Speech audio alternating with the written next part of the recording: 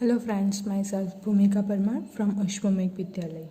In last video, we had seen our exercise 4.1. Today's video, we are going to see the new topic. The title of this topic is Solving an Equation. Equation जो है उसको हम लोग किस तरह से solve करेंगे, तो उसकी जो मेथड है वो आज हम लोग देखते हैं। तो सबसे पहले तो हम लोगों के पास इक्वालिटी होनी चाहिए। तो यहाँ पे आप लोगों के पास एक एग्जांपल है। अगर हम लोग 8 में से 3 सब्ट्रैक्ट करते हैं तो हम लोगों को मिलता है 5 एंड 4 + 1 लिखते हैं तो उसका भी आंसर आता है 5। ये जो है दोनों मेथड लिखने की अलग हैं, डिफरेंट हैं, लेकिन इन दोनों का जो आंसर है वो सेम आता है, यानी कि ये जो है वो इक्वल है। The equality holds since both its sides are equal. ये जो है वो इक्वालिटी होल्ड हो रही है क्योंकि उसकी जो दोनों साइड हैं वो सेम है। नेक्स्ट दूसरा अगर हम लोग एक एग्जांपल ले लें तो 8 - 3 + 2, सो 5 + 2 7 एंड अगेन दूसरी साइड अगर हम लोग ले लें 4 + 1 + 2 यानी 4 + 1 5, 5 + 2 यानी कि 7 अगेन। तो ये जो दोनों इक्वेशन हैं ये है LHS एंड ये जो है वो RHS। जैसे इक्वेशन अगर हम लोगों के पास होता है तो उसमें हम लोगों ने देखा था कि ये जो इक्वेशन है तो इसकी ये जो है वो LHS साइड है, ये जो है वो RHS साइड है। उसी तरह से यहाँ पे हम लोगों के पास LHS एंड RHS जो है वो दे दिया गया है, तो वो दोनों सेम है। तो अगेन इक्वालिटी जो है वो होल्ड होती है। तो हम लोगों को क्या करना है, तो उसका जो की पॉइंट है, उसका जो कंक्लूजन है वो मैं डायरेक्टली आप लोगों को बता रही हूँ। Thus, if we subtract the same number from both sides of an equality, हम लोग जो हैं वो सेम नंबर दोनों साइड से सब्ट्रैक्ट करते हैं। इक्वालिटी के बीच वाला जो साइन है उसके दोनों साइड से हम लोग जो है वो सेम नंबर सब्ट्रैक्ट करते हैं। इट स्टिल होल्ड्स, यानी कि तो भी इक्वालिटी जो है उसमें कोई डिफरेंस नहीं आता, equality remains as it is. Similarly if we multiply और divide both sides of the equality by the same non-zero number, it still holds. Again अगर हम लोगों को जो है वो दोनों साइड मल्टीप्लाई करें या तो फिर डिवाइड करें तो भी इक्वालिटी जो है, यहाँ पे कंडीशन जो है वो क्या है कि दोनों साइड हम लोगों को करना है। अगर हम लोग एडिशन कर रहे हैं तो भी दोनों साइड करना है, मल्टीप्लिकेशन कर रहे हैं तो भी दोनों साइड करना है, डिवीजन कर रहे हैं तो भी दोनों साइड करना है, सब्ट्रैक्शन करना है तो भी दोनों साइड करना है। यानी जो प्रोसेस जो है हम लोग कर रहे हैं वो दोनों साइड, इक्वालिटी के दोनों साइड यानी LHS and RHS both side हम लोगों को करनी है, तब भी जो इक्वालिटी है वो होल्ड होती हैं, सेम रहती हैं। Multiply or divide both sides of the equality by the same non-zero number, it still holds। तो वो अगेन जो है वो होल्ड होती हैं। यहाँ पे हम लोगों के पास और एग्जांपल्स हैं जो हम लोगों ने पहले क्या किया, सब्ट्रैक्शन किया, उसके बाद डिवीजन किया। सो जब हम लोगों को इस तरह से क्वेश्चन जो है वो सॉल्व करने हो तो उस टाइम पे हम लोगों को ब्रैकेट के अंदर वाला सिंप्लीफिकेशन जो है वो पहले करना होगा एंड उसके बाद जो है वो हम लोग आउटसाइड ब्रैकेट जाएंगे। नेक्स्ट जो है,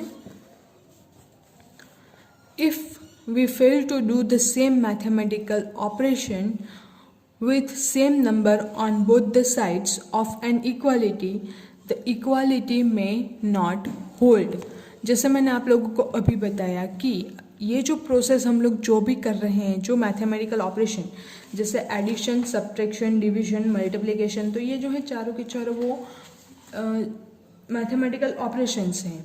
अभी ये जो मैथमेटिकल ऑपरेशन हैं अगर हम लोग फेल होते हैं किस में, do the same mathematical operation, जो मैथमेटिकल ऑपरेशन है वो दोनों साइड पे हम लोग करने में फेल होते हैं सेम नंबर से, तो जो इक्वालिटी साइन है तो इक्वालिटी साइन में नॉट होल्ड, यानी कि इक्वालिटी की जो साइन है वो होल्ड नहीं होगी, यानी इक्वालिटी जो है वो चेंज हो जाएगी।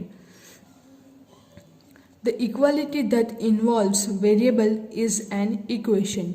जो इक्वालिटी साइन है, जैसे हम लोगों ने यहाँ पे देखा था, ये जो है वो LHS एंड RHS, तो इस टाइप की इक्वालिटी में अगर हम लोगों के पास वेरिएबल्स हों तो वो जो है उसको हम लोग बोलते हैं इक्वेशन। सो अगर किसी को इक्वेशन की डेफिनेशन देनी हो तो वो किस तरह से दे सकते हैं? The equality that involves variables in an equation. This conclusions are also valid for equations. ये जो है मैथमेटिकल ऑपरेशन वाला जो कंक्लूजन हम लोगों ने लिया वो also valid for equation, as in each equation variable represents a number only।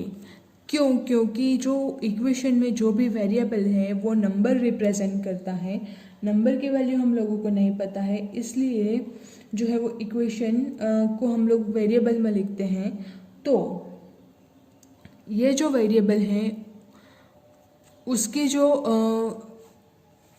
उसमें जो ऑपरेशन है वो भी हम लोगों को दोनों साइड जो है वो सेम करने होंगे। अब डायरेक्टली हम लोग चलते हैं इक्वेशन की ओर।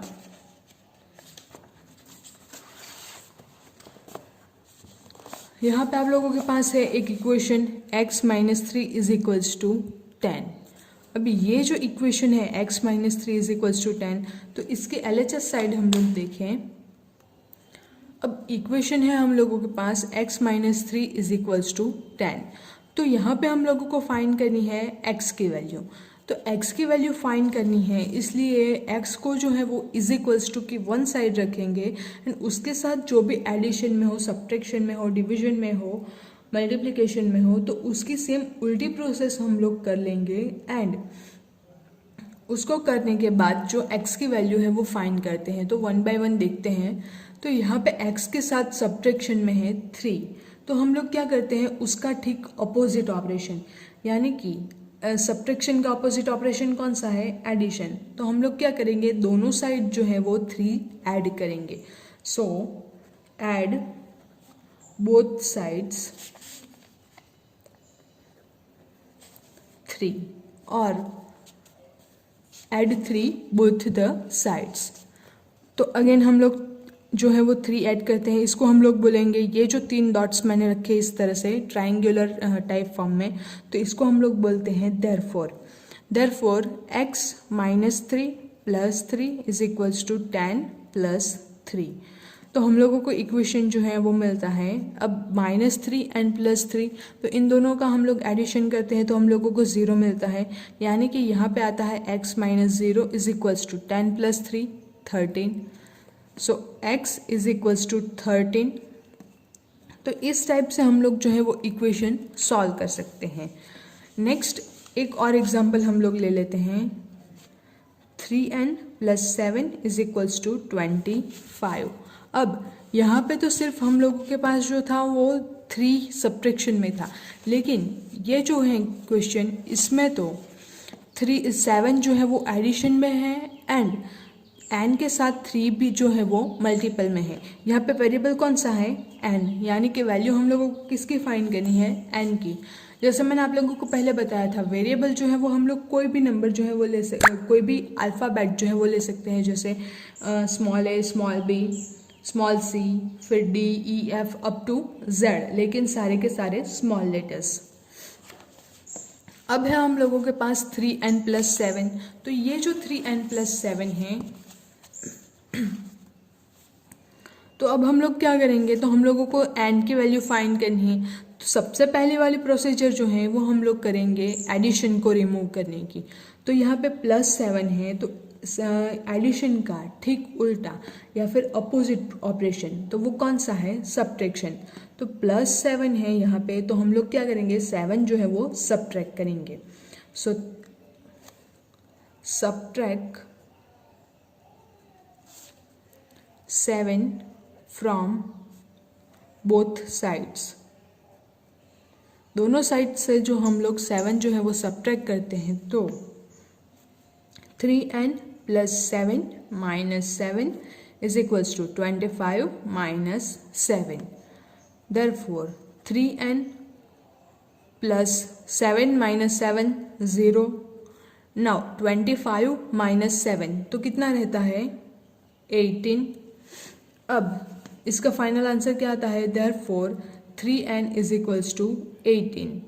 अभी भी हम लोगों के पास n के साथ मल्टीपल में है 3, तो उसको अगेन हम लोगों को रिमूव करना होगा.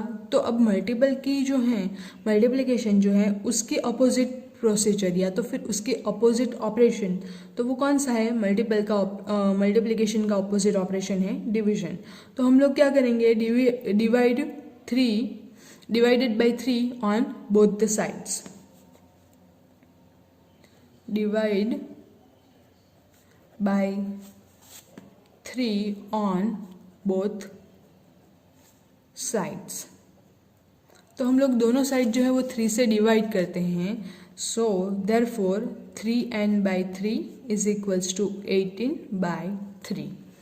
तो हम लोगों को मिलता है 3n and 3. तो ये वाला 3 एंड ये वाला 3 जो है वो कैंसिल आउट हो जाएगा. नेक्स्ट है 18. तो 18 के अगर हम लोग फैक्टर निकालते हैं तो 6 3s are 18 and 3 is as it is. So 3 cancel out. तो n इक्वल्स टू, यहाँ पे n बचता है तो यहाँ पे हम लोगों को n मिलेगा, n इक्वल्स टू 6. तो n के वैल्यू जो है वो हम लोगों को मिलती है 6. अब अगेन एक और एग्जांपल हम लोग सॉल्यूशन देख लेते हैं. तो हम लोगों के पास है 2p minus 1 is equals to 23. 2p minus 1 is equals to 23. अब अगेन सबसे पहले जो है यहाँ पे हम लोगों के पास सब्ट्रैक्शन भी है, मल्टीप्लिकेशन भी है. तो सबसे पहले जो इक्वेशन हम लोगों के पास दिया गया है उसमें हम लोगों के पास एडिशन एंड सब्ट्रैक्शन वाली प्रोसीजर हो, तो वो हम लोग सबसे पहले ख़त्म कर लेंगे एंड उसके बाद मल्टीप्लिकेशन एंड डिवीजन की ओर जाएंगे. तो हम लोग क्या करते हैं, यहाँ पे -1 है यानी कि 1 जो है वो सब्ट्रैक्ट किया गया है. अगेन बोथ साइड हम लोग जो है 1 ऐड कर लेते हैं. तो हम लोगों को ये वाला जो 1 है वो रिमूव हो जाएगा, डिस्कार्ड हो जाएगा, यानी कि इसका जो ऑपरेशन का जो फाइनल आंसर आएगा वो 0 आएगा. सो पहले वो ऑपरेशन हम लोग कर लेते हैं. So add 1 on both sides. तो हम लोग 1 ऐड करते हैं. So 2p minus 1 plus 1 is equals to 23 plus 1. So 2p minus 1 plus 1, it will give you 0. 23 plus 1 24, यानी कि हम लोगों को मिलता है 2p is equals to 24. अब हम लोग क्या करेंगे, तो 2 जो है p के साथ मल्टीप्लिकेशन में है, तो मल्टीप्लिकेशन में है यानी इसको रिमूव करने के लिए 2 जो है उसके साथ मल्टीप्लाइड हुआ, उसको रिमूव करने के लिए हम लोग को ऑपरेशन करना होगा डिवीजन का. तो डिवीजन वाला हम लोग ऑपरेशन करेंगे. सो किससे हम लोग डिवाइड करेंगे, 2 से. Divide by 2 on both sides. तो दोनों साइड जो है वो हम लोग 2 से डिवाइड करते हैं. So 2p divided by 2 therefore is equals to 24 divided by 2. 2 cancel out. 24 के अगर हम लोग फैक्टर निकालते हैं तो 12 2s are 24 एंड 2 अगेन 2 जो है वो कैंसल आउट, यानी कि p जो है उसकी वैल्यू हम लोगों को मिलती है 12. अब ये जो वैल्यू मिली, अगर आप लोग के सेटिस्फेक्शन के लिए ये वैल्यू जो है वो राइट है या रॉन्ग है, वो अगर आप लोगों को चेक करना हो तो वो आप लोग किस तरह से कर सकते हैं. तो उसकी एक मेथड हम लोगों के पास है. p की वैल्यू यहाँ पे हम लोगों के पास मिली 12. अब ये जो इक्वेशन है गिवन इक्वेशन, उसकी आप लोग क्या कीजिए, LHS side. LHS of given equation is 2p minus 1. अब p की वैल्यू जो है वो हम लोगों को मिली 12. सो 2 इंटू 12, p की वैल्यू हम लोग यहाँ पे पुट कर देंगे -1. सो 12 2s are 24, 24 माइनस 1 यानी कि 23. तो आप लोगों को यहाँ पे RHS जो है वो मिल गया, यानी कि आपका जो आंसर है वो राइट आंसर है. आपने जो p की वैल्यू फाइंड की है वो ट्रू है. तो इस तरह से हम लोग जो है वो क्रॉस चेक भी कर सकते हैं. तो इसी टाइप का आप लोगों के पास जो है इक्वेशंस दिए गए हैं. अब ये जो मैंने करवाया अभी तो वो एग्जाम्पल नंबर 5 था. अब आप लोगों के पास एक्सरसाइज है 4.1. तो 4.1 में सेम इसी टाइप के क्वेश्चंस हम लोगों के पास हैं। फर्स्ट वाला क्या है, give first the step you will use to separate the variable and then solve the equation. Separate the variable, तो सेपरेट द वेरिएबल का मतलब क्या होता है कि वेरिएबल जो है वो हम लोग वन साइड रखेंगे। तो जैसे हम लोगों ने यहाँ पे किया था, पहले एडिशन सब्ट्रैक्शन वाला प्रोसीजर कर लेते हैं, फिर उसके बाद हम लोग मल्टीप्लिकेशन वाला प्रोसीजर करेंगे या फिर डिवीजन वाला प्रोसीजर जो है वो करेंगे। तो ये जो हम लोगों ने अभी देखा उसी मेथड से हम लोगों को सॉल्व करना है। सो एक्सरसाइज 4.2 का क्वेश्चन नंबर 1 आप लोगों के लिए होमवर्क में है। नेक्स्ट है question number 2, give first the step you will use to separate the variable and then solve the equation. Same ऊपर वाला क्वेश्चन है, उसी टाइप का क्वेश्चन हम लोगों के पास है, लेकिन यहाँ पे आप लोग अगर कुछ क्वेश्चंस देखें, सपोज बी वाला, एफ वाला, सी वाला, जी वाला, तो ये वाले जो क्वेश्चन है उसमें आप लोगों के पास b/2 = 6 है। तो उसमें आप लोगों को डायरेक्टली क्या करना है, जैसे हम लोग सब्ट्रैक्शन करते थे उसी टाइप से हम लोगों को डायरेक्टली क्या करना है, सबसे पहला स्टेप कौन सा आएगा, b/2 = 6, इस टाइप से आप लोग लिखेंगे। ये जो है इस तरह से लिखेंगे। अब हम लोगों को तो सिर्फ b की वैल्यू फाइंड करनी है, सो हम लोगों को 2 नहीं चाहिए, तो 2 यहाँ पे है डिवीजन में, तो हम लोग को इसका उल्टा प्रोसीजर या उल्टा ऑपरेशन, तो डिवीजन का उल्टा ऑपरेशन, अपोजिट ऑपरेशन कौन सा है, मल्टीप्लिकेशन। तो हम लोग क्या करेंगे, multiply 2 on both the side, so multiplying 2 on both sides, 2 से हम लोग जो है वो दोनों साइड पे मल्टीप्लाई कर लेंगे, तो हम लोगों को क्या मिलेगा, तो b/2, therefore b/2 into 2 = 6 into 2, b = 6 2s are 12, तो डायरेक्टली हम लोगों को b की वैल्यू जो है वो मिल जाती है। तो इस तरह से ये वाले क्वेश्चन जो है वो भी आप लोग कर सकते हैं। नेक्स्ट क्वेश्चन 3 एंड क्वेश्चन 4 जो हैं वो भी सेम मेथड के हैं। यहाँ पे क्या है, सॉल्व द फॉलोइंग इक्वेशंस हैं, तो वो हम लोगों ने अभी देखा उसी टाइप के क्वेश्चंस हैं। अगेन ये वाला भी हम लोगों ने अभी देखा उसी टाइप का क्वेश्चन है। तो ये जो है चारों के चारों क्वेश्चंस एक्सरसाइज 4.2 के, तो वो आप लोगों को होमवर्क में करने हैं। नेक्स्ट टाइम जो है वो हम लोग मोर इक्वेशंस के बारे में देखेंगे। एक एग्जांपल जो है वो अगेन हम लोग देख ही लेते हैं। तो जो हम लोगों ने किया अभी 4p - 5 = 25, तो ये जो है वो सिंपल है। पहले हम लोग क्या करेंगे, 5 ऐड कर लेंगे दोनों साइड, सो 12p = 25 + 5, तो हम लोगों को मिलता है 30। यहाँ पे आप लोगों के पास है adding 5 on both the sides of the equation. 12p - 5 + 5 = 25 + 5, तो आपको क्या मिलता है, 12p - 5 + 5 0 हो जाता है, 25 + 5 30, सो 12p = 30। Now dividing both sides by 12, तो दोनों साइड जो है हम लोग 12 से डिवाइड करेंगे। अगर हम लोग यहाँ पे 12 से डिवाइड करते हैं तो ये जो 12 है, ये 12 है वो कैंसिल आउट हो जाएंगे। अब रहता है 30 हम लोगों को क्या मिला, 12p/12 = 30/12, ये आंसर मिला। अब हम लोग क्या करेंगे, तो 12 एंड 12 तो वो तो कैंसिल आउट हो ही जाएंगे, तो p = हम लोगों को मिलता है 30/12। अब इसका हम लोग क्या करेंगे, तो इसको हम लोग फैक्टराइजेशन करेंगे। तो 30 का अगर हम लोग फैक्टराइज करते हैं, सो 6 5s are 30 and 6 2s are 12, तो ये जो है 6 एंड 6 वो आप लोगों के पास कैंसिल आउट हो जाएंगे, तो आप लोगों को आंसर जो है वो मिलता है 5/2। अब इसमें अगर आप लोगों को कन्फ्यूजन हो कि हम लोग डायरेक्टली किससे मल्टीप्लाई करेंगे और कौन सा फैक्टर जो है वो कैंसिल आउट होगा, वो हम लोगों को पता नहीं चल रहा, तो आप लोग क्या कीजिए, इसके आप लोग फैक्टर निकाल लीजिए, जैसे हम लोग 6th स्टैंडर्ड में करते थे 30, जो डिवीजन मेथड से करते थे। सो 15 2s are 30, 5 3s are 15, 5 1s are 5, सो 30 के फैक्टर हम लोगों को मिल रहे हैं 30 = 2 × 3 × 5। अब चलते हैं 12 की ओर, तो 12 के अगेन हम लोग फैक्टर निकालते हैं। सो 6 2s are 12, 3 2s are 6 and 3 1s are 3, तो 12 के फैक्टर हम लोगों को मिलते हैं 2 × 2 × 3। तो 30 डिवाइडेड बाई 12 यानी कि 2 इंटू 3 इंटू 5 30 के फैक्टर, 2 इंटू 2 इंटू 3 12 के फैक्टर। अब इसमें देखिए कौन से जो कॉमन है, तो एक 2 जो है वो कॉमन है तो वो एक कैंसिल आउट हो जाएगा, 3 जो है वो भी कॉमन है तो वो भी कैंसिल आउट हो जाएगा। सो यहाँ पे बचता है 5 एंड डिनोमिनेटर में बचता है 2। सो यहाँ पे हम लोगों को आंसर जो है वो मिलता है 5/2। तो इस तरह से ये जो क्वेश्चन है वो हम लोग सॉल्व करेंगे। एग्जाम्पल 7 एंड बाकी के जो क्वेश्चन है वो हम लोग नेक्स्ट वीडियो में देखेंगे। Thank you.